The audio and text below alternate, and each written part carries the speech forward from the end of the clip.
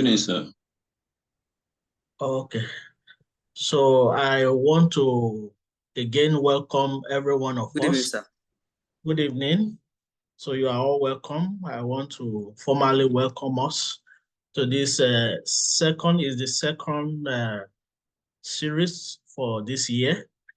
So the last one we had was just shortly before the uh, the rounding up of the application process.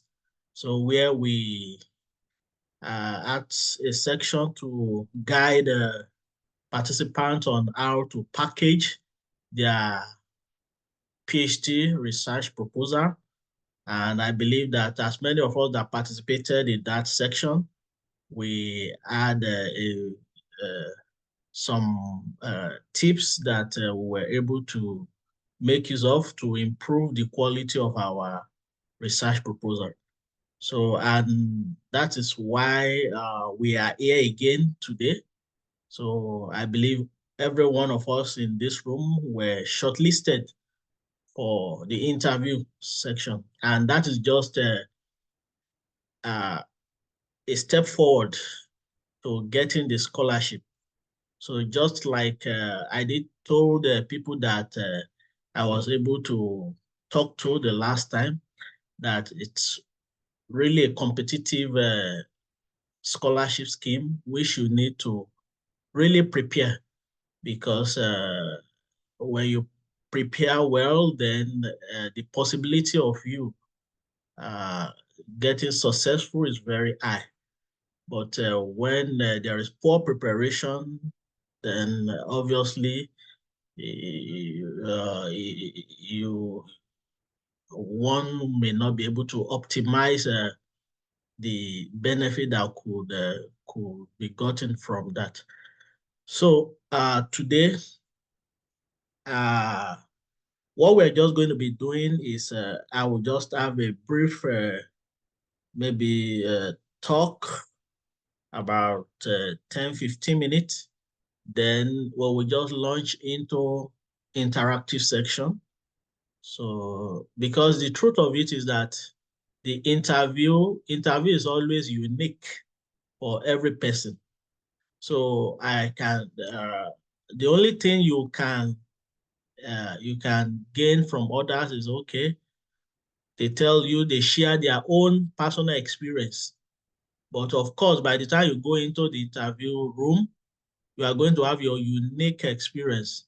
So, but when you are informed about what could happen, then you will be better prepared for whatsoever that you meet in the room. And just like I told people, that what is key in every interview is your level of confidence. Uh, you may not have all the answer to every question that will be asked, but if you could prove that you are intelligent enough, and you show a level of confidence that people will know, okay, this person knows his onions, then they will definitely respect you, and they will they will be able to distinguish you from others. So let me just share my screen. Let me share my screen so that I can just have the short presentation with you.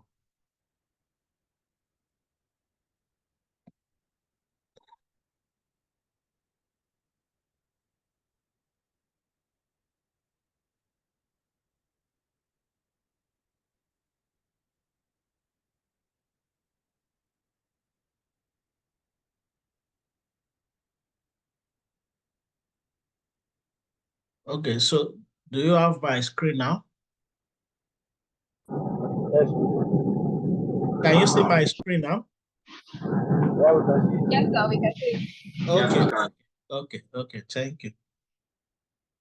So basically for today, so just like I said, that we're going to be sharing some interview tips, some likely questions that you could be asked, and the way to go, because of course there are some questions that are always regular. irrespective of the time or who is interviewing you. There are some questions that are regular. And of course, the trend of the interview will now be determined by your own response to question. For instance, if you are being asked a question and you answer successfully, the interviewer move into the next set of questions that he or she had already prepared. Because of course, they have already prepared some set of questions. But of course, if you are the kind of person that you're also dynamic in your approach of answering questions, the answer you provided to a question can generate another question. So in other words, in fact, I used to advise people that if you are being asked a question and you don't really have a clear answer to that question, you can just have, there's a way you go around the question and you will make the interview be provoked to ask you another question from the same question you could not answer. And of course, if you are not able to answer that question, the second question properly, then you have given a good impression about yourself. Then thereafter, after this short talk, then we have the question and the answer. So just like Joshua was saying the other time that the marking scheme that is available, at least as at now, to many people is what I'm showing you right now. Well, of course, there could have been a modification to this, but the truth is that you can just make your preparation around all of this. And if there is even a modification, the difference will not be too far from what we have here. So the questions that are going to be asked they are all going to be channeled around your motivation, your aspiration, your perspiration, comportment, level of comportment, the application to the oil and gas. They will ask you how your research is relevant to the oil and gas industry. Then they will also want to ask you technical question or scientific question that relate to your subject matter. So to know if you actually understand what you have presented. There could be a situation where you are being asked to explain some technical terms which you have put down in your research proposal. But don't forget that these people that are interviewing you, they are also experts in not they may not be directly in your field, but of course they will have a knowledge of what you are presenting, and so they will ask you direct questions based on your some terminologies, some scientific question, or it could be question that will make you have some critical thinking, some critical thinking question. Then your qualification, of course, you are expected to bring the original copies of all the credentials that you have earlier presented during the application process. So make sure you go with the original of your first degree, second degree certificate. Your transcript is very, very important. So that you go with the transcript. If you don't have the original transcript, you can go with student copy of your transcript. Then if you are a member of any professional body or you have won some award in the past, to come with original certificate or some letters to prove that. Then publication. So if you have publication, please come with copies of them. They will request for all of this specifically and they want to cite it.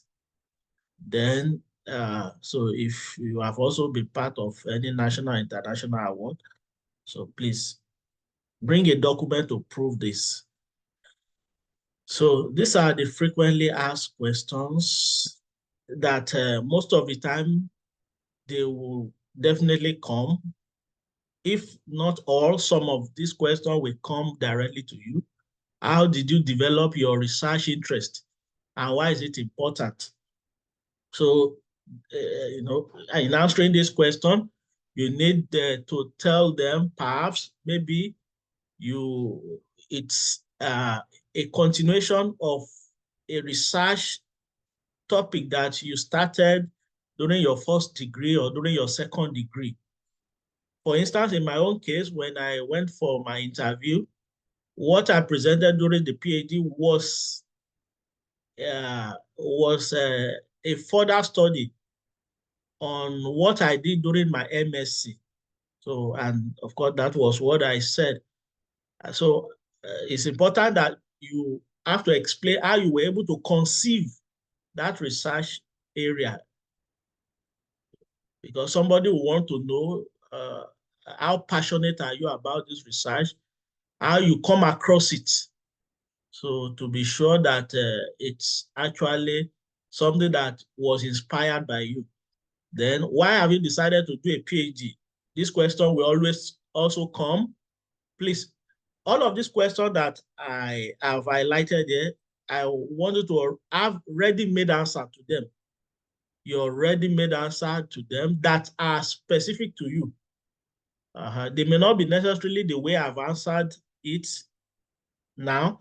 So make sure you make your answer unique to you. So, but of course, you can draw inspiration from what I have said. So why have you decided to do a PhD? So somebody will ask, because of course, uh, for many career paths, they feel, okay, you don't need a PhD to get to the peak of certain career path. Why have you decided to do a PhD? Then, of course, there are some career paths that you need a PhD. For instance, if you are in the academic, of course, to be a professor or to get to the peak of your career, you need a PhD. So that's an answer to that. But if you are not in the academic, then you have to explain why you need to be a PhD. So why you needed a PhD. So of course, you let them know that if you want to be an international player in your industry, then you need a PhD, because if you look at most of the people that are really doing well at international level, most of them, they are people that are well read. You know, they did not stop at the level of their first degree or second degree. Most of them acquire additional certification to to what they already have. So the truth is that the more knowledge is so vast that you have to always perspire to get more of it. So you could let them know. You could cite example of some people that are not in the academics that have a PhD, and they are doing very well. So then why do you want to go into your choosing field? So if you have decided to go in a specific field, for instance, for me, I've decided to go into that field because it's an extension of what I did, or it's an extension of my academic background. So during my MSc, I studied metallurgical and material engineering. So when I was going for a PhD, I chose a PhD in the field of material science and engineering. So it's just reasonable for me to continue in the same spirit that I started with. But there are some people that they will want to deviate from what they have chosen, what they did in first degree or second degree. Yes, so it is allowed. For instance, somebody can study maybe agricultural engineering during first degree or second degree, and by the time he's going for a PhD, he could say, okay, I want to go into artificial intelligence, or I want to go into some other field that is different from what you have read. So you have to justify it. Okay, maybe you let them know that this is what this is what that's the in thing in the society now. For instance, if you look at it now, computer science is really trending. You know, if you have a certification or you study a program in the field of computer science, especially in this field of artificial intelligence, machine learning, these are fields that are really trending now. And all of these, they can accommodate any field of interest. So because you can apply artificial intelligence, you can apply machine learning to any industry. So you have to justify why you are going to that research. If it is relevant to what you have studied, and if it is not relevant, you just let them know why. Then aspiration. What do you plan to gain from your current research or career goal? So what do you want to gain?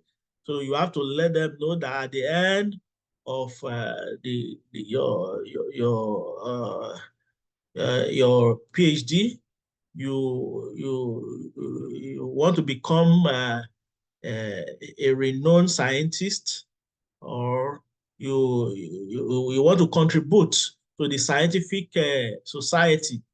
You want to have develop yourself, so that you become relevant in your scientific community, and you can be able to contribute your quota uh, to that. Or maybe you want to develop a particular, it could be that you want to develop a particular model, or you want to develop an idea that you already have. You want to develop it.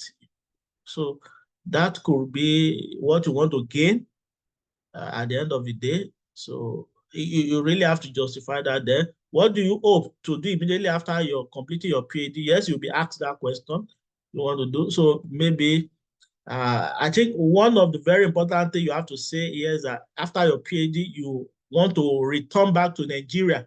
Please always remember to say this, because one of the reasons why PTDF is funding you is to acquire the knowledge and come back to transfer knowledge. So you let them know after a PhD, you return to Nigeria. So even if you don't want to return to Nigeria, that's personal to you. But don't say that during the interview. If you say that, you'll be automatically disqualified. So tell them you want to return to Nigeria. You want to come to transfer, to do a knowledge transfer of what you have learned over the years. Then perspiration. How have your previous academics, research, and professional experience prepare you for a PhD? So you have to let them know what you have done in the past. Maybe in the past, you have worked with some professors where you did some research together, and you did some publications together, or you belong to a research team. So all of these are activities that can prepare you for a PhD. So you let them know. If you belong to any research team currently, or you are in touch with your previous professor, and you still do some activity together, then in what exceptional achievement have you made? So you have to let them know what you have done that is different from others. So here, this is where you have to start selling yourself. Okay, maybe in the past, maybe during your first degree, you won a scholarship that took you through your first degree, or during your MSc, you were the best graduating student, or maybe your research thesis during your MSc was selected for competition, and so you let them know some exceptional things you have done that are personal, or maybe you belong to some NGOs that where you carry out some activities that are adding value to humanity. So this you let them know. So in the course of your career or academic experience, what contribution have you made so far? So you let them know what contribution you have made. Maybe during your first degree or second degree, you coordinate tutorials for students where you impact knowledge, or maybe or perhaps currently you're a lecturer in the university or polytechnic or college of education where you currently impact knowledge people. So they want to know, at least for what you are, for your level of educational and professional career, what impact are you making? Or maybe you are currently working, you are currently on a job that where you have the ability to be able to demonstrate your professional experience. So you let them know which job you are currently doing now. But of course, you don't have to say you are idle. So even if you are still looking for a job, so you have to tell them certain things that you are doing that shows that you are busy. So don't let them have an impression that you are lazy or you are idle. Then other common question, what is the relevance of your research to the oil and gas? Yes, you have to marry your research to the oil and gas industry. So whatsoever your research you are presenting, don't demarket. Please don't demarket the oil and gas industry. I think I was sharing that with somebody recently when I went through his research, and I discovered that he was trying to, he was saying something that was making the oil and gas industry unattractive. So he was trying to make a proposal in his research that will demarket the oil and gas industry. Please don't do this. So whatsoever your research is should complement the oil and gas industry, not to make them unimportant. So please take note of that. So whatsoever your answer to this question should be, should show that you are adding value to the oil and gas industry. So do you have any question or comment? Yes, they will ask you at the end of the day when they have asked you all their questions. They will now they will tell you they will tell you to they will ask you if you have a question for them. So so it means that you must prepare a question. You must prepare one or two questions which you will ask, when this is thrown at you. So I remember during my interview there, when I was asked this question, I was asked that, do I have a question for them? And I said yes, that I want to ask why the number of people that are usually selected, that in my own opinion, I feel the number of people that they are selecting for this award is small. So that is there a possibility for them to increase the number of people that are going to be given the award in the future? So that more people can be able to benefit from this prestigious scholarship. So I think that was one of the questions I asked them. And when I asked that question, they all laughed. So they all laughed, and they were pointing me to somebody that those are the people that give the scholarship. That I think they are hearing you right now. So, and it was like it was a way to it was in fact that response was a soft note to really end the interview that day. And so you too should have a ready-made question. So you could ask a question like, okay, maybe at the end of your PhD, when you return back to Nigeria, that will PTDF, in what way, what effort is the PTDF going to be putting to assist scholars that complete their program to get a job where they could be able to demonstrate their skills or experience? So this can be a question you can ask PTDF.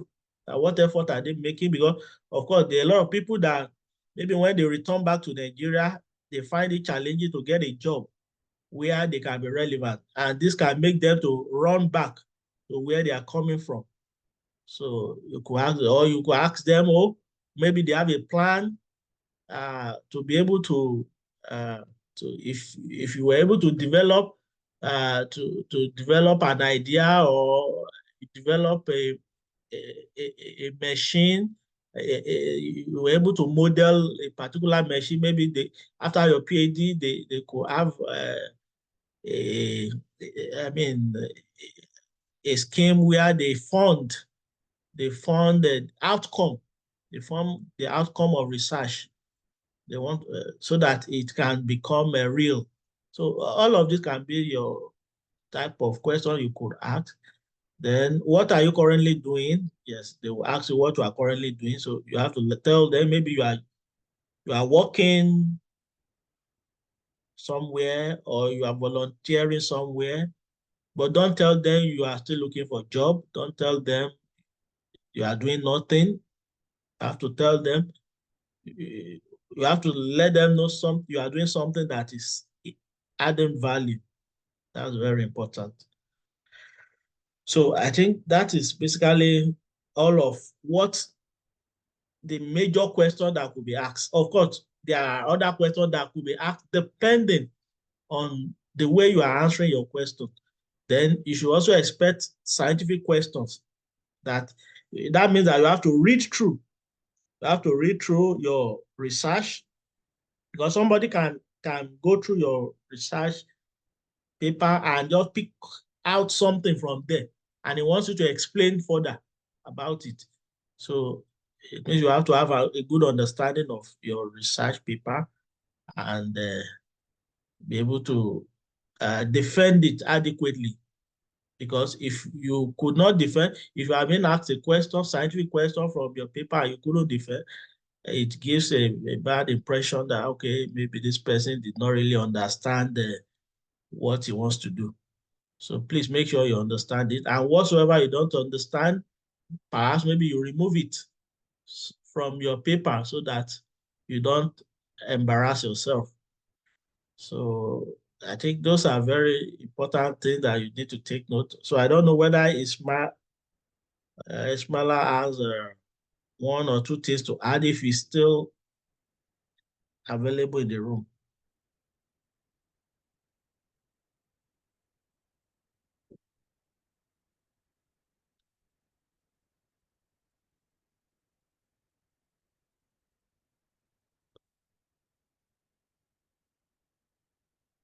Hello?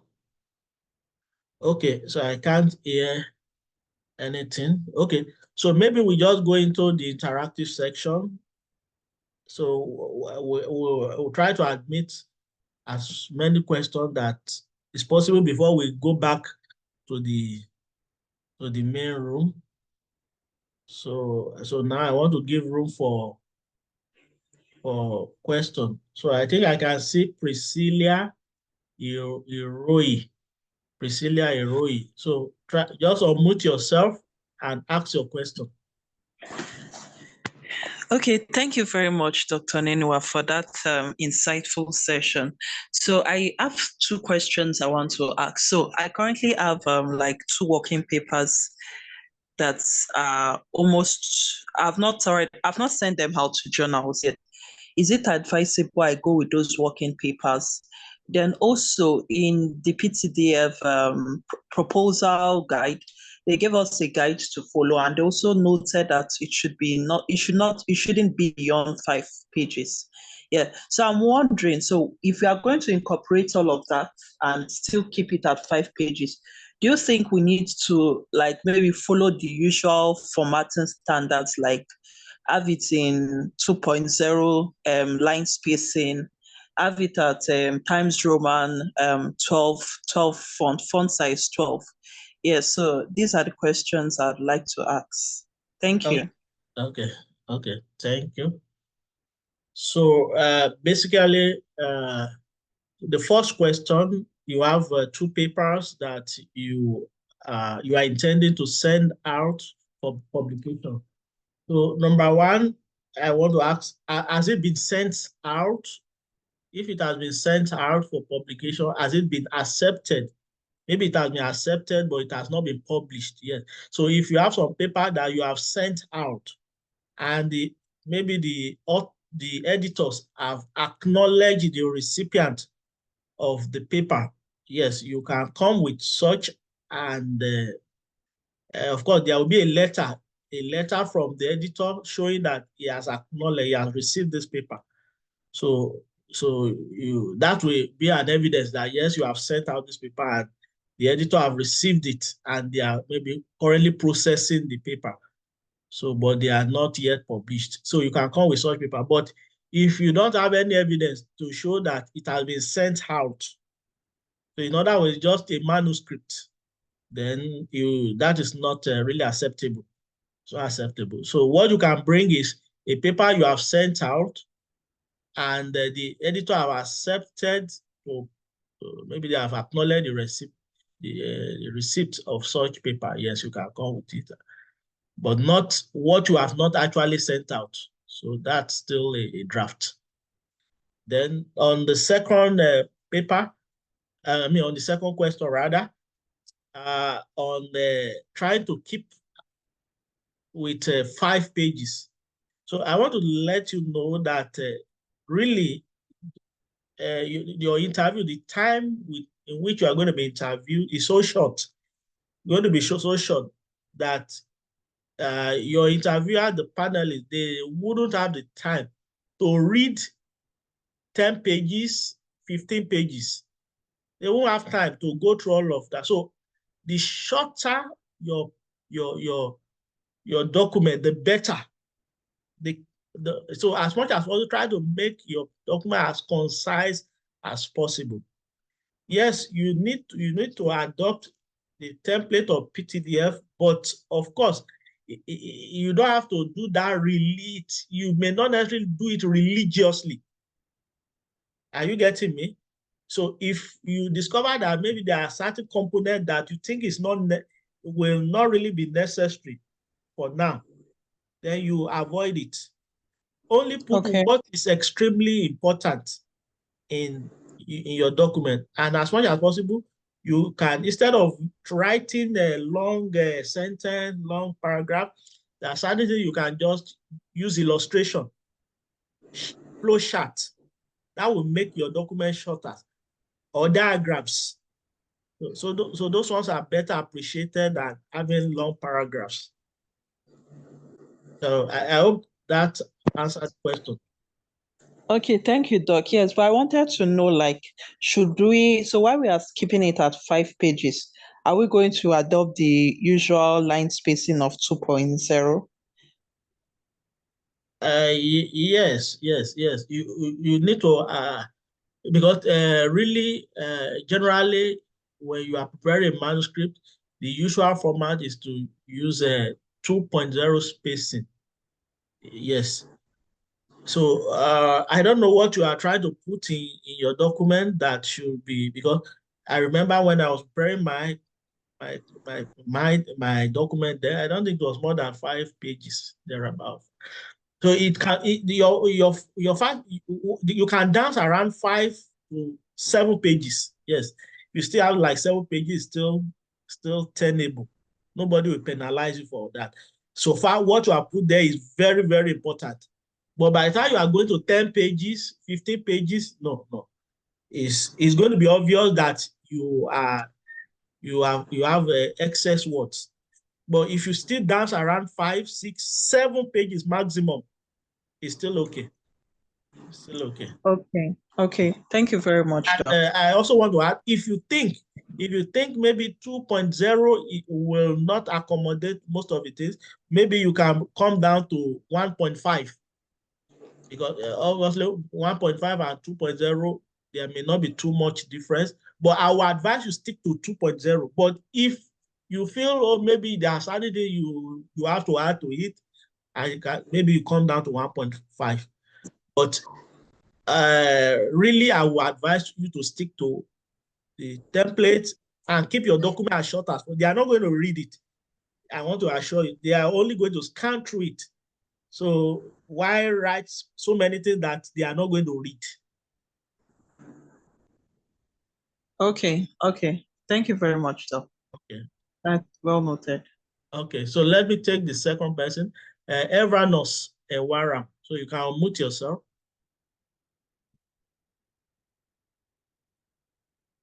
Evranos Ewaram.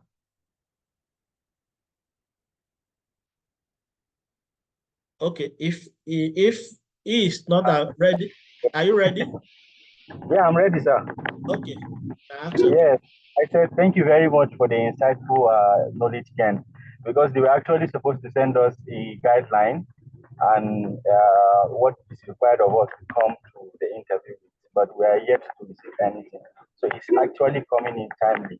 My questions are just two. I want to go in line with what she just asked now. I have what they call it, conference presentations, of which they have a book of proceedings that they have published. And you've already answered one of the questions of whether you have a working journal you can actually bring it when you have evidence. So I'm asking, conference presentations, the papers, can someone be able to carry it along when coming for the interview? And I want to know if there is a possibility that during the interview, you can be able to hold your own personal proposal, at least maybe as a guide or hint for giving your own presentations, since everything will be given to them in hard copy of all the journals and everything that you're prepared for the interview. These are my first questions. Okay, okay. So thank you very much. So on the first question, yes, I will advise if you have a journal publication, you go with journal publication.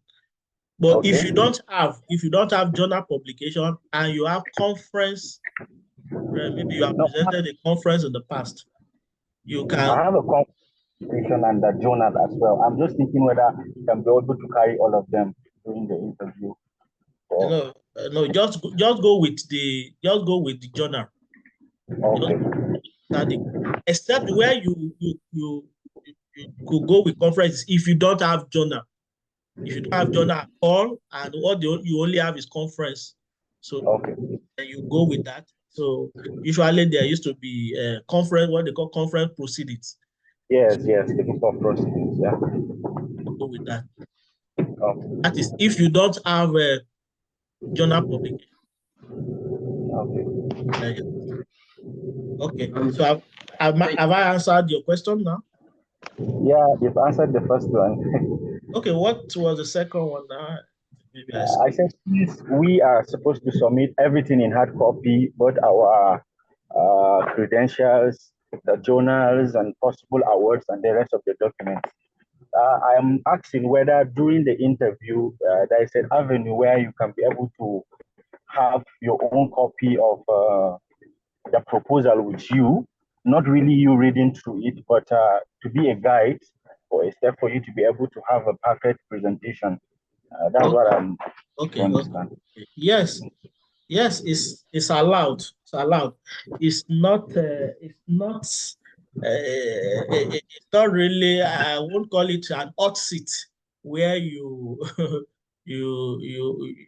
I think it gives room for some level of flexibility. For the purpose of having very coherent presentation, you could have a copy. Yes, you could come with a copy of your paper, of your document. The only thing is that you are not expected to read from there,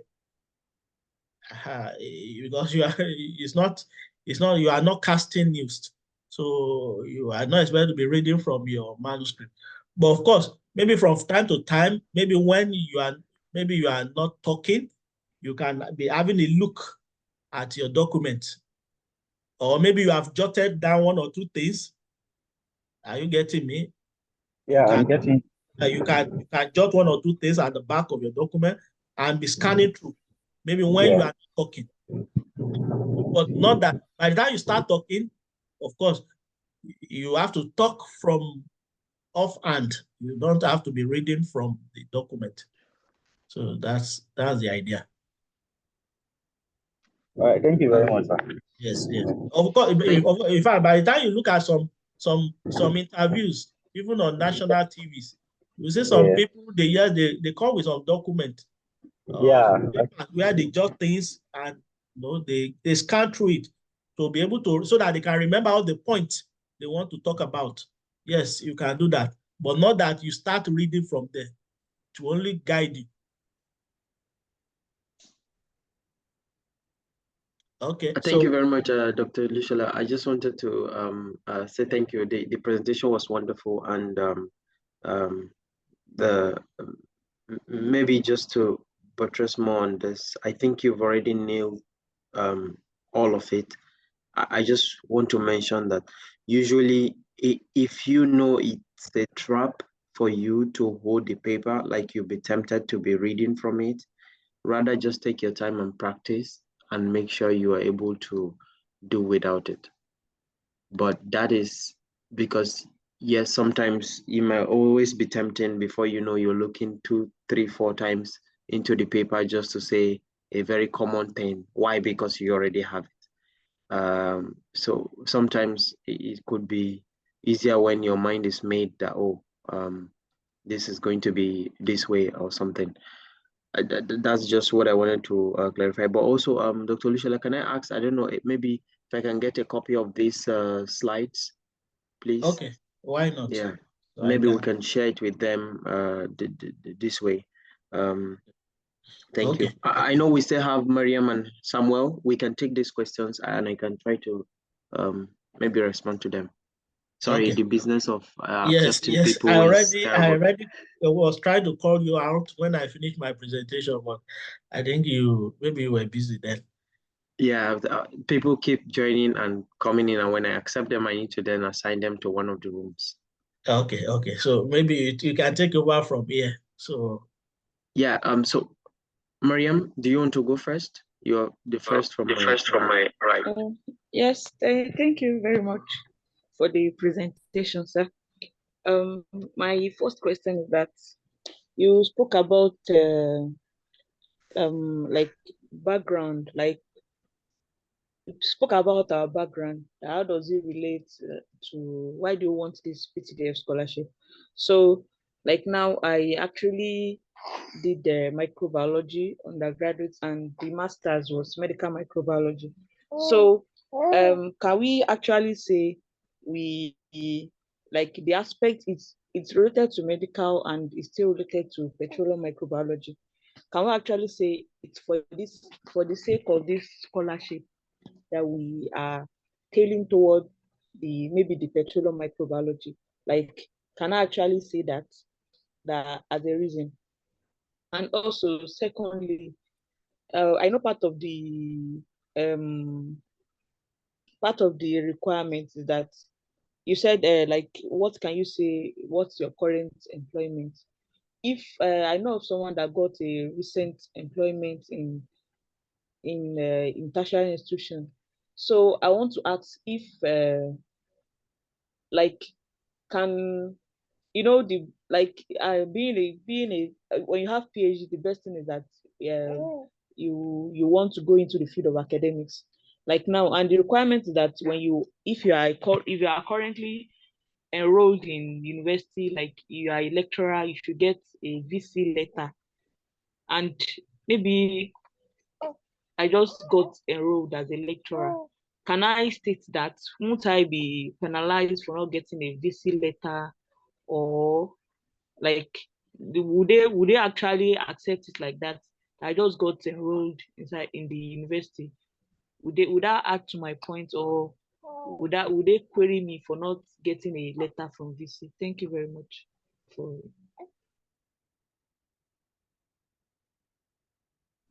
okay, Lukman. I'm sorry, Dr. Olushola. I think you should take the question. Okay. I went off the meeting midway. I just returned back. Okay. Thank you. So the first question on you studied microbiology, your first degree, then medical microbiology, second degree, then you want to move to petroleum microbiology. Yes, why not? All of this is still microbiology because microbiology is you can study it in different dimensions.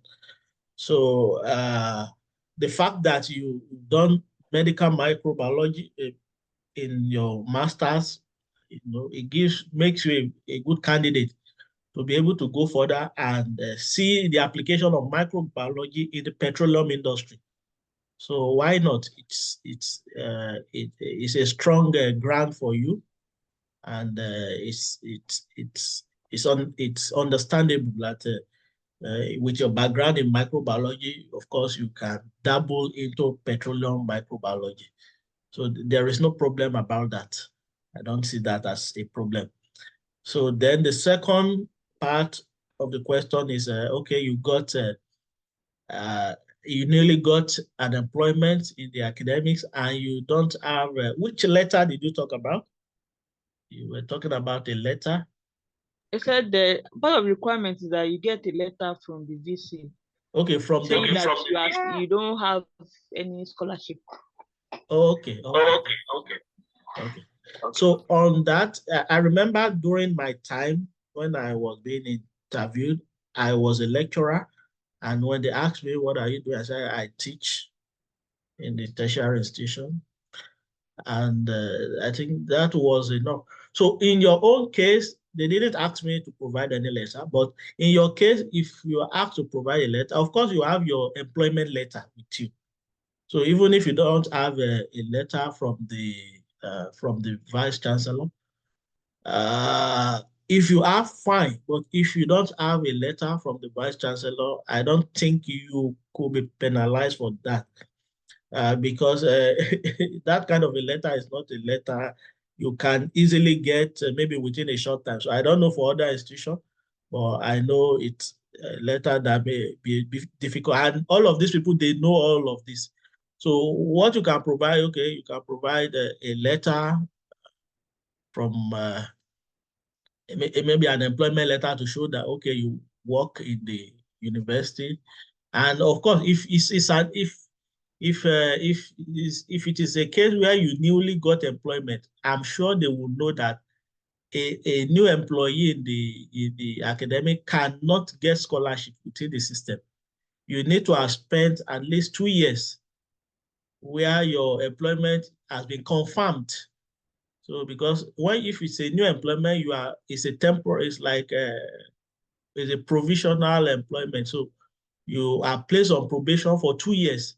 So it is after 2 years that you can get anything from the system. So if you don't have such letter, I don't think it will be a problem. So or you just let them provide your employment letter to show, okay, you got this employment.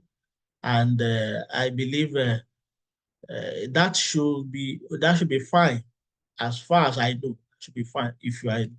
But if you are an old staff, of the system, yes, before the interview, you can try to make efforts to get such letter. Make effort. I think if you approach your registry or even your HOD, if you cannot get it from the registry, if you can get a letter from your HOD that, okay, you are not benefiting from any scholarship, I think that HOD can prepare that letter for you very fast. So you can bring such a letter there. So if it is really required, but in my time, it was not really required. So I don't know. Have I answered that question? Yes, thank you. Thank you very much, sir. Okay. You, sir. Okay. So let us take, is it Miriam now? Or Miriam Aladudu? Or that's what we are taking? We should take Samuel now, if I understand correctly. Okay, Samuel Ayao. Okay, so I think Lukman, you are with us now, so maybe you. Hopefully, yeah, I'm here. Okay, please so go ahead, Samuel Ayao. Okay, thank you, Doc. Thank you for the wonderful presentation. It's really an insightful one. And we are grateful for all your efforts. May God replenish. May God bless you all, sir. Amen. So my question goes this way. Please, sir, is it possible I go with notification of result instead of the original certificate? Because as at now, I don't really have the original certificate with me, and I have transcripts and I have notification of result stating that that I have completed my program for the given year or section. That's my question. Thank you, sir.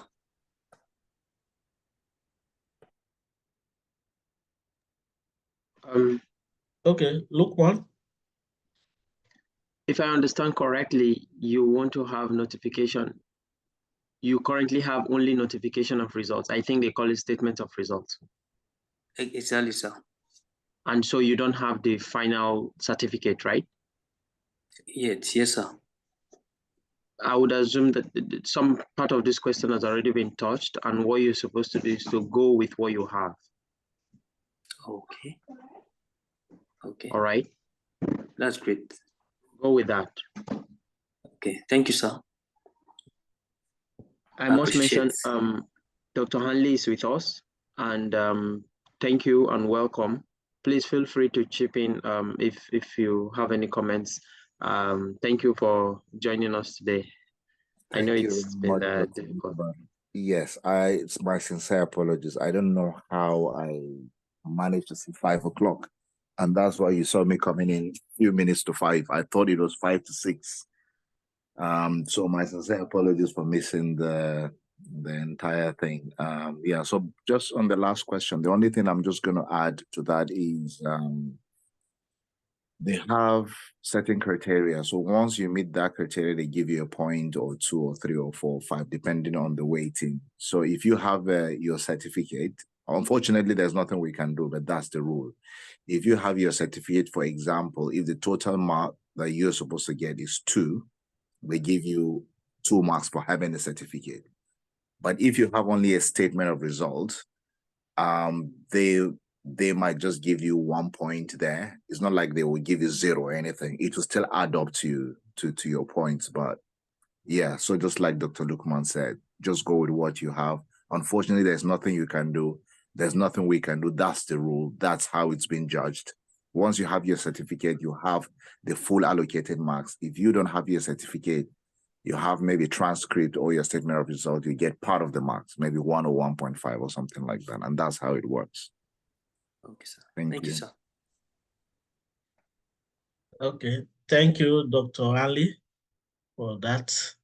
So the truth is that it's a point-based system. So if you miss some point somewhere, you can gain that point maybe in another aspect where it's your strength. Absolutely. So it means that you have to make sure you go with as many documents and just like Joshua used to say, go with all your ascendants so that you get as many points as possible. Then I want to advise your transcript is very, very important. Make sure you go with your transcript because it's something that is really required. I remember I had an experience during my time then. Let me just share it. I didn't have my original transcript, my MSc original transcript. So what I had then was like a letter from my HOD that stated, then what I did was I just got a letter because I couldn't get this transcript out of the school fast. So I now got a letter from the HOD. The HOD literally just wrote all the courses I took during my MSc and the course, and he signed and stamped it on the letterhead. So that was what I used in the place of my MSc transcript. In fact, when I was being asked, where's your transcript? I just presented that. I didn't tell them I don't have it. I just presented that. So they just took it and they took it as my transcript. And they treated it.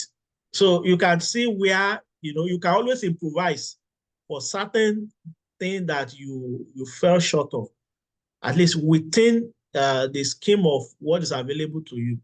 So please don't try to go and falsify record because of your desperation. Don't do that. But of course, if you can get something legitimately that can improvise for something you don't have, please, you can go ahead to do that. So, okay, so any other, okay, I can see Sumayat. Sumayat, so let's take Sumayat. Yes, good evening. Good evening. Good evening. So you can go ahead. Thank you, Dr. Nenuwa, for the wonderful presentation. My question is about the transcript. I have my MSc transcript, and there's this PhD course I did from the office. I have the transcript too. But for my BSc, I don't have the hard copy of the transcript, but I have the soft copy. Can I present that? Do you have a certificate? Secondly, yes, I do. That covers it. I have all. Okay. My second question is this. I have a publication, just one, but then I have other publications which I am a co-author. So I don't know if I will present just my own or with the other ones I have. Thank you. Okay, Dr. Ali or Lukman, can you respond to that? Okay, if I may respond to you. Okay, since I started responding, sorry for cutting in anyway, but normally once you have your certificate and it states your class of degree, you already have the maximum point. Okay, your transcripts, somehow they just need to see what courses you've taken and all that, and I'm sure you must have written it down in your application. So having your BSc certificate alone is fine. It's absolutely fine. But just like it's been mentioned already, the more you have, the better they get convinced or anything. But I'm telling you from experience, once you have your certificate, your BSc certificate, whether you don't have the transcript at this point, no problem. I can assure you that 100%. Then the second question, whether you are the first author or the 100 author is your publication, as long as you are there, okay, is your publication. So if you have one publication which you are the lead author, and then the remaining 10 or 15, and then you are a co-author, go with all of them. You are an author as far as we are concerned. I think the only difference is whether it's an international publication or it's a local publication, because they have different ratings as well. So go with the ones, yeah. Oh, they're all international publications. Excellent. Yeah, that's fine. So go with all of them. So whether you are the 100 author, as long as you've contributed there, I have never seen anywhere during the interview where the panelists will ask you to talk about any of the papers, or they can just select one paper, because they know somehow that at some point somebody could just write your name on a paper and you have no idea, and just get some idea of the paper, roughly, in case any, like we say, village people, anything can happen. They can just make the panelists start asking you questions that they are not supposed to ask. Okay, they don't normally ask you, but if you have an idea of what the papers are all about, at least, just get an idea of it, and that's it. Okay, please, I have another question. The membership. I have one membership, and then I just applied for another, and I've made the payment and all, but I've not gotten the certificate. So I don't know if I can go with my evidence of payment and all when they ask, or I should just forget the one I don't have the certificate for. No, you go with all of them. Every correspondence, if you can type print all the emails and everything, you can go with all of them. All the evidence that you're in the process of registering and this and that. It's still acceptable. I remember during my time, I got an award, best graduating petroleum geology student, and the certificate was presented during a NAPE conference, which I could not attend.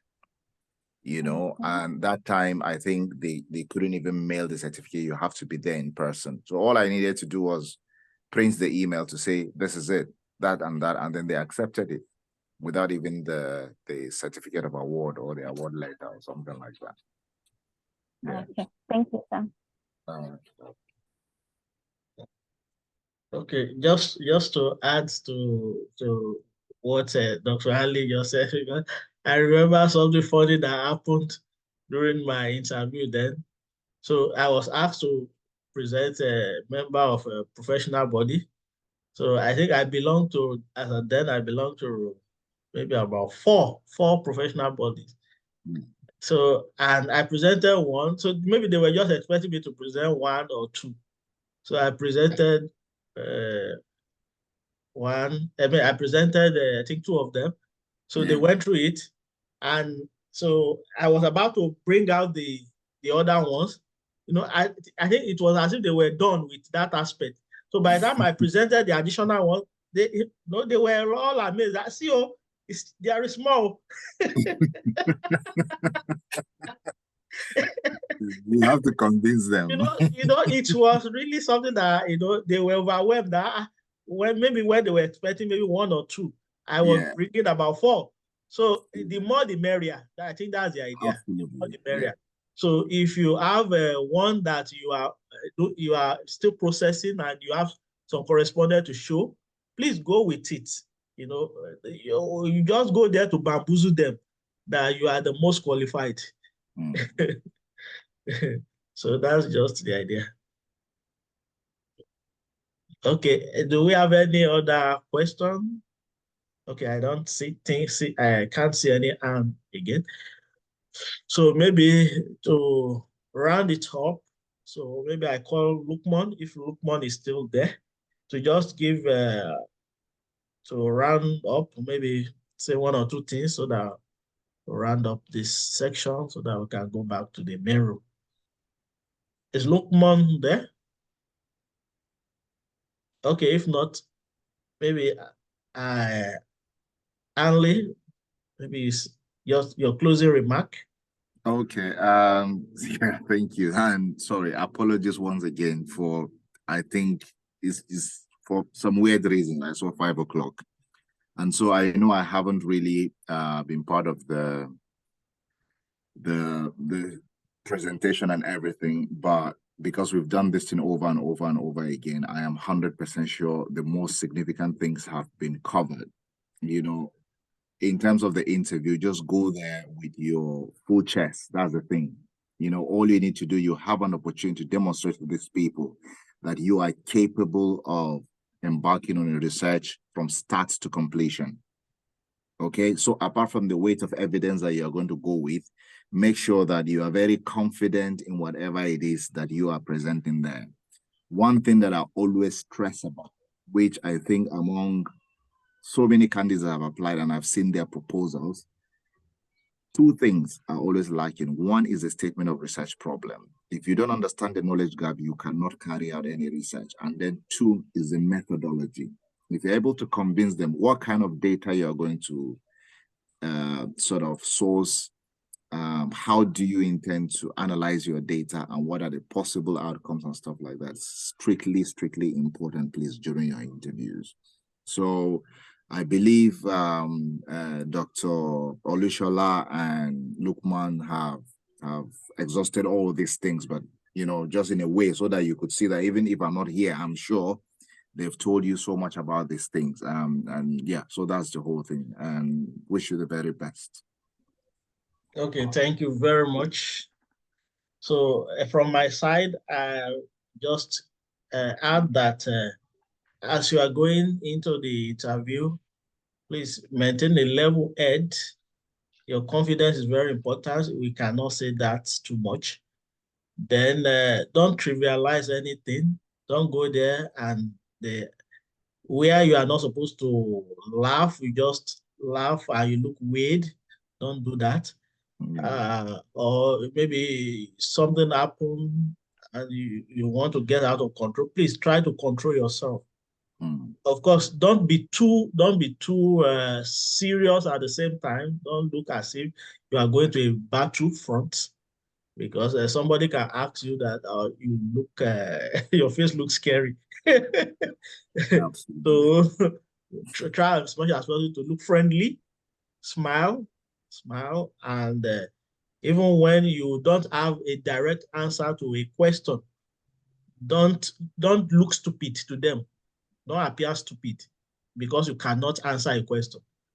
Nobody is an island of knowledge. Nobody knows it all. So what is just important, once a question comes and you don't have an answer, technically dodge it. There's a way you can speak and you just technically dodge it and redirect the person's attention to something else that he can spend more time with you on. So are you getting me? And if sincerely you don't have an answer, So don't also say something that is also very stupid. You can just be very blunt and say you don't have an answer to that, and the person will definitely ask you another question. So then practice, make sure you practice, try to rehearse your presentation, because you will be asked to first of all speak for like 2 or 3 minutes on your research proposal. So try and practice that very well before you go there. And if you are the religious type and you believe in God, so pray too. It's all about favor. I was telling somebody that I can't say that it is one specific thing that I did that made me win the scholarship. And I think it's just sheer luck and favor. So there's room for that always. So pray to God, and I believe you'll be favored. So I wish you all the best. Good luck.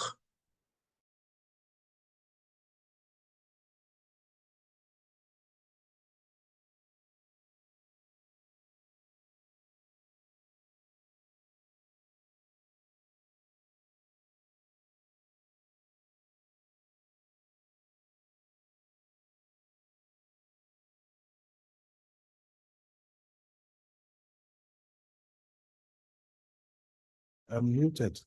Yeah, so hi, can you hear me now? Sorry. So I hope we've been able to gain one or two things, either the master's or from the PhD group. So we give room to the facilitators. You have anything to say more? And the participants, if you have any other question that has not been answered in the group and you want to ask, this is the opportunity now.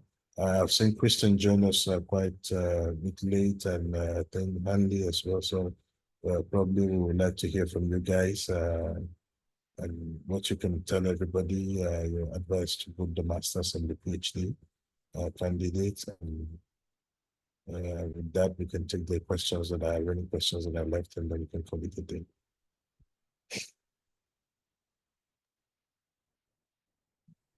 Okay, so there are about 2 questions on the chat box. I don't know whether it has been taken, so I don't know. Let me just read it. Does mentioning that I have begun a master's degree in Nigeria affect my chance of selection? Don't tell them that. Has it been answered? No. Okay. No, it has So not been please, answered. don't, Habib, do not mention you're already doing a master's. If not, they'll say, oh, we have a local funding, just we leave it open. Okay, so that's answered that. Then can I also apply for the in-country scholarship, having been selected for interview? Yeah, I think we answered this. You can go ahead and apply for it. It's increasing your chances to have the funding at the end of the day. So if you didn't get the international funding, you have the local funding. Okay, so I think those are the 2 questions on the chat box. So I think from our end there, most of the questions have been handled, except if there is any other one that is maybe just coming freshly to you. So if you have any fresh question, you could indicate from this side. But of course, we have said so many things, and the idea about it, which I'm just going to emphasize again, it has been said over and over in this seminar that your level of confidence is even far more important than what you know.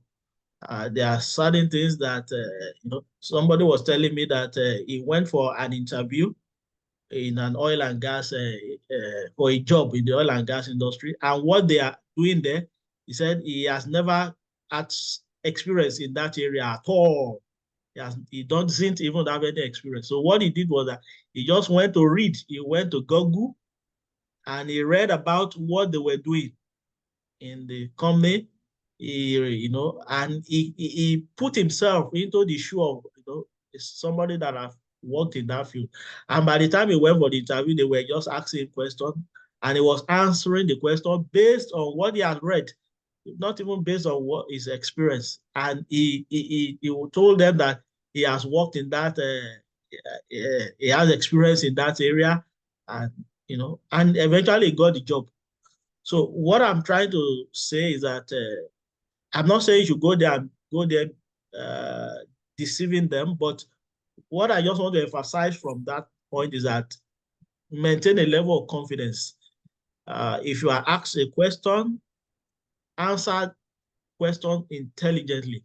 Even when you don't have a direct answer to a question, just like I said in my section, that redirect the question. Redirect the question to make them pay attention to to your area of strength. So instead of just giving an answer to a question and you now look stupid. So please, if you don't give an answer that you are not very sure of, if you are not sure of an answer that is coming to you, please, it's better you say you don't have an answer currently for that, or you redirect them to something else that will make them draw questions from that area you are drawing their attention to. So that's better than just looking stupid or just being dumb. You are being asked a question and you just look dumb. You are not saying anything and you are just looking at them. That it's very ridiculous to do that. So please don't do that. Maintain a high level of confidence. And when you go into the interview, don't sit down until you are asked, until you are offered a seat. I've personally been embarrassed in that not PTDF interview anyway. I went for an interview somewhere else, and when I was still looking for a job, and I just offered myself a seat immediately. The interviewer he said, "I have not offered you a seat," and you sat down. So of course, I have started giving a wrong impression about myself from that angle. So please, as much as possible, be cautious, and in answering questions, also be respectful. Answer your question cautiously. Don't be too arrogant. Don't look too arrogant, as if you have come there to bully the people or making the people interviewing you look inferior.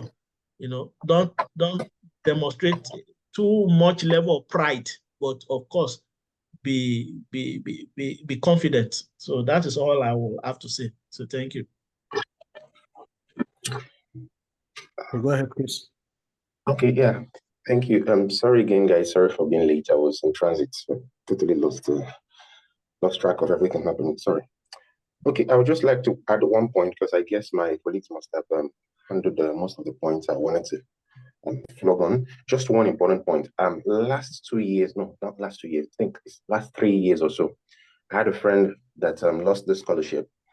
I mean, the guy is really good. He was qualified, very much qualified for it. Just the only point, because most times I will tell you guys something straight. Between you and the people from your state, okay, that they are about to choose from, all of you may be just about at the same level in terms of points when they scored you from your entries. All right. What makes the difference is the impression you made on the interviewers. That's what gives you an extra point. So what made this guy lose the scholarship is very simple, pretty simple. He was not well dressed for the interview. The lady, even the woman, the other woman, after the interview asked him, "Come on," came outside and said, "Don't you have a suit? Or maybe don't you have a friend you could borrow from?" Something like the guy was, he felt embarrassed. He was dressed like in a shirt, and I don't even remember what he was wearing, but that was what made him lose the scholarship. He was not well dressed. So if you've not got a suit or something like this, I know you may not be confident in a suit, but just dress well, okay? Because you're making an impression. Yeah. So that's the only thing I just wanted to add. Make sure you dress well, because sometimes we overlook these areas, these little areas. And like my colleague was saying, it's about the confidence, all right? You mustn't know everything. It's not possible you have answers to all the questions they're going to ask you. But again, I always like to advise people, just be natural, be in your natural elements, because people have this tendency when something is at stake, interview, you are tensed a little bit, and when they ask you a question, you try to answer everything. No, don't do that, okay? You mustn't answer all the questions they ask you, but try to play with words, like he was saying. Try to redirect the question if you don't understand it, or if you need some clarity. Okay, ask them to perhaps reframe the question in another way. If you don't have an answer, it's not a bad thing, right? Just be natural. And then I would like to say something. You know, most times when you're preparing for an interview, most of you have got a lot of questions. You want to know, okay, am I doing well in this area? See, the rule of thumb is go straight to the point. Don't give a lot of details when it's not called for. Because for me personally, if I have interviews with people, based on your response, I know what next to ask you. So, but if you are sharp, give just an answer that is straight to the point. You not give them room to be asking you a lot of questions. But obviously, again, that's there's a caveat to that. If what you're saying is interesting, assuming you're discussing a technical subject, and there are technical experts, because most times what they might ask you is to tell us about your project, okay? And when you start talking about your project, most likely, if you're in engineering, you're talking to experts, they're there, they will expect you to use the technical terminologies. Go into it, don't be shy, just talk about it. Most times when I go for interviews, if I weigh the room and I see that, okay, maybe it's a mixture of engineers, maybe someone in HR and all of that, when I discuss, I try to bring words that are not so technically inclined, just to, smoothen my conversation. But sometimes when I see that, oh, it's engineers and I'm trying to hold it a little bit back, they just tell me, go ahead, just use it, we understand what you're saying. Okay, and I go ahead. So I think that's one thing that makes you score a good point. Show an in-depth level of understanding in a technical area, especially if the question is technical, okay? But don't try to go so technical if the question is not technical. I don't know if you understand that, if it makes sense to you. These are just a few points I wanted to add. If there's any other question, I'll be glad to take it. For those going for masters, I just want to say, because I believe we've had a trainer conversation with some of you in my private inbox, WhatsApp rather. If you need, you can type a question there. Just type a question, give your response, okay, in the chat.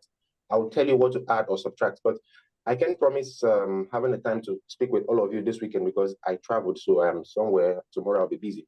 Just type the question and your response, prepared response. I will tell you what to add or subtract to it, okay? If that's fine. Josh, thank you. Okay, thank you, Chris. Okay, I have a few questions before I to respond on the chat. So I think there are people that were shortlisted for the virtual interview.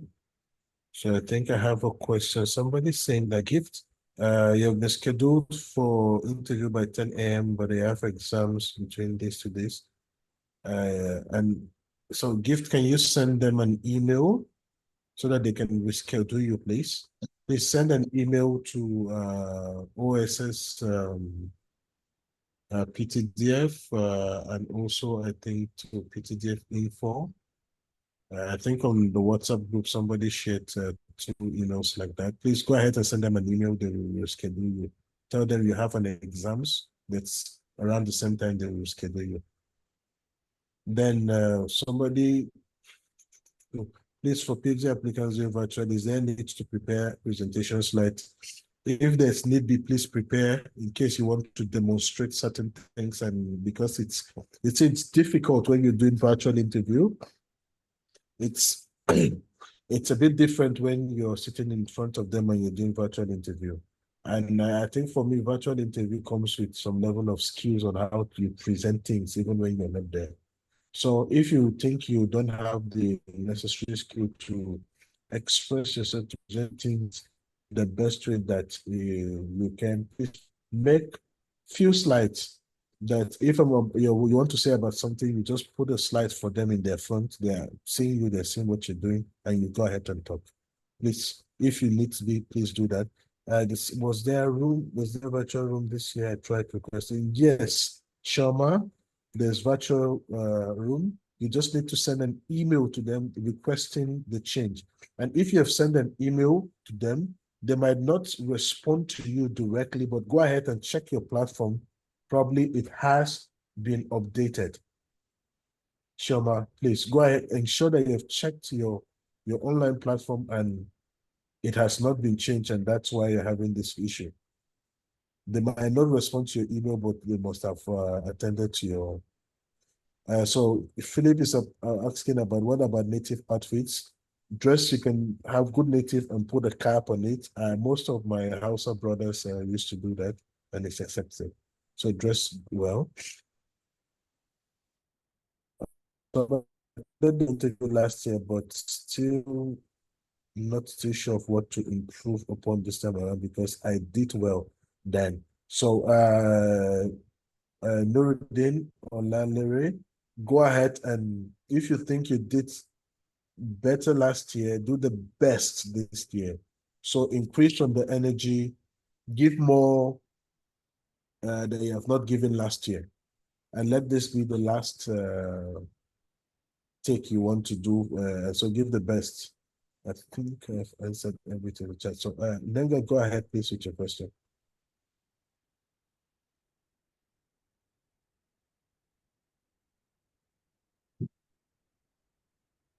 Hi, Nenga. Yeah, please, Go ahead. good afternoon. Here from Nigeria. I want to really appreciate you people for always having time for us. And it's my sincere prayer that your labor for us will not be in vain. I filled the form yesterday in regard to this meeting, but unfortunately, I didn't receive the email with the link for this meeting. I have to go on the WhatsApp platform to make a request. By the time I connect, I discovered that the breakout session was remaining just like a minute or 2 minutes thereabout. I think I sent out emails earlier today to everybody that filled the form. Is there any other person who's not received my email here? I want to request if what was discussed during the breakout session of PhD, if it's recorded, if we can have the discussion, to go over it, we really appreciate before the interview. Dr. Lukman, it was the PhD category recorded? Sir? Yes, it was recorded. Okay. Dr. Olushola recorded it. It was recorded, Nenga. So I will put it today online as fast as possible. I'll upload everything on my YouTube page immediately after the meeting once we have the entire videos, and then you can make reference to that, Nenga. Sorry, but I think I copied everybody. Maybe it went to your spam or something. I don't know, but I think I even looked for it from the spam. I couldn't see anything. But somebody assisted me the moment he saw my request on the platform, and then sent me. Sorry for that. I think maybe there was a problem somewhere. I don't know. Sorry. Thank you so much. Thank you very much. So any other question? There's a question here. There's a question here on the chat. There's is going for master, do I need a study plan?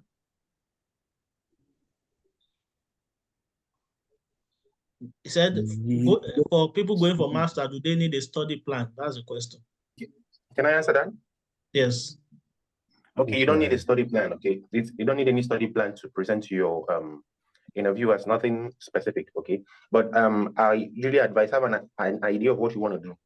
For example, if you're coming to do a master's in Europe, I believe generally, you have an internship, 6 months internship, okay?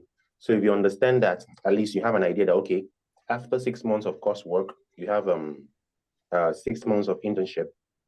You can explain that you have, okay, you're going to do an internship. Then after that, what follows? Perhaps maybe get a job and all of that. There's nothing pretty detailed like people going for PhD to present a study plan, no. Okay, there's another one here, sir. Okay. There's another question here. Sir, will there be any questioning about PTDF? Maybe will they ask question about PTDF? It depends on the, when I say, it's important to know every detail about PTDF, by the way, but it depends on the temperature of the people if they want to ask you or not. So but you should expect it's expected that you are well prepared for it. And questions can come out because we want to give you money and you don't know about us. You're joking. Yes, it's important you know. It's important you know. Then, in fact, you could also be asked. I just want to chip it that why have you decided to conduct your study in a particular country? That what has fascinated you about the country? What do you, so please prepare along that line.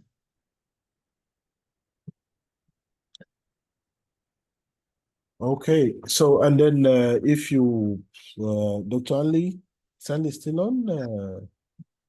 Hi, Ali. I think Ali wanted to say something. Okay, yes, I'm unmuted now. Yes. Okay. So my sincere apologies again. I think I joined the PhD breakout room and I did apologize because I thought it was 5 p.m. for some very, very weird reason. And so immediately it was 10 minutes to 5, I picked up my system and then, I sort of joined and then I was like, oh, wow, what's happening on the breakout room? So my sincere apologies once again to the general. Yeah, like I said earlier in the breakout room, 99% of everything, that I would have said, I'm sure the other doctors have covered it and everything. I only did emphasize on the need for you to take your moment. That is the most important thing. Take your moment and do your 100%. Give it, just seize the moment and demonstrate to them that you are able to start your studies. For example, for a PhD, you're able to start a PhD and you are able to complete it. Because PTDF wouldn't want to give you money and then you stop somewhere. They don't want to see, for some of us that even got some extension, it's simply because of COVID.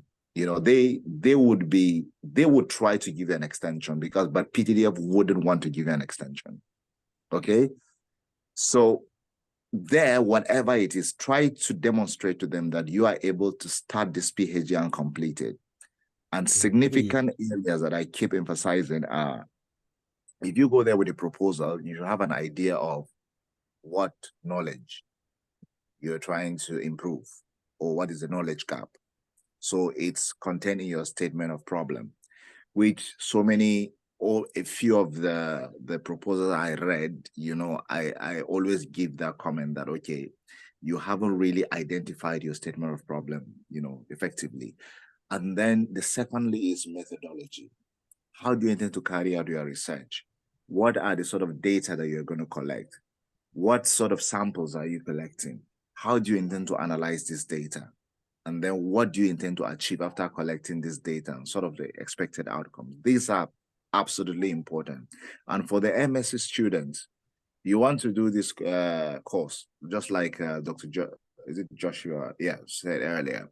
Okay, you need to know about the university. You need to have an idea about PTDF itself. I know in 2016, when we did write an exam, that time it was a computer-based exam. You need to know a lot about PTDF, how it was founded, this and that and that and that. The panelists, just like Joshua said, can decide to just ask you that question again. So yes, you need to know. It's not necessarily going to be your toughest question, but of course you need to know some sort of things about PTDF. You need to know about your intending courses, and then how they align with the visions and missions of PTDF. And I think once you have all that sorted, take your moment and speak, confidently, not rudely, and not. By the time you start talking and you see the panel is saying, we can't hear you, can you speak up?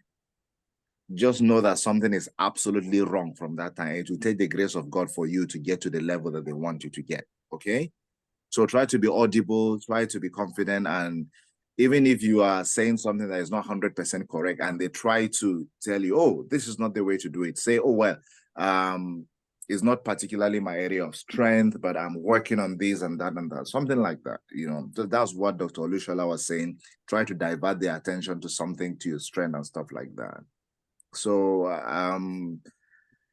yeah, this is basically my contribution. And if anyone has any other thing to discuss directly, maybe you can reach me after that. Okay, yeah, so thank you, everyone. I think it was a nice session, discussing everything, thinking with details and the advice. Take, like Dr. Andy said, take your moment, relax, sleep, and rest before your interview. Don't go there tense. And once you enter into the panel or you're sitting behind your computer, for those that have to do the virtual interview, relax as much as you can. Those doing the virtual interview, stay somewhere that's quiet, no distraction, nothing, and where you have good lighting, where they can see you very well and you can speak and express yourself. And if you're doing the virtual interview, please, the use of your hands are important to describe what you want to say, because they cannot see you. So use the best means possible to express yourself. So if you need to do the slides, like suggested, do it. Please go ahead and do it. It's because you're trying to express yourself, and this is the best way you can. Oh, I'm talking about, oh, this certificate, blah, blah, blah, blah, blah, blah. Project the certificate. It's on a slide. Let them see it, because you're not presenting a copy to them. You see? Maybe the certificate came after you applied for the grant and all the stuff. So present to them. Oh, I have this paper I submitted, and this is the manuscript. Present it on the screen for them immediately. So do all of these things. I think it will give you an edge, and we can only wish you the best. If you have anything in specific you need to ask us, I can guarantee all these guys are quite busy. Every one of us is so busy, and we hardly got ourselves to organize this session for today. So, but go ahead and reach out to us, notwithstanding. We'll still give you some little time to discuss what your concern, and we could listen to you as well. We can only wish you guys the very best, and we hope when this final names have been shortlisted, we'll be glad to congratulate you at the end of the day. So I think we'll have to call it a day now. And any other question, put it in the group, and if we have time, we'll be able to respond to that. Thank you very much. So bye, everyone. Bye. Maybe just the facilitators.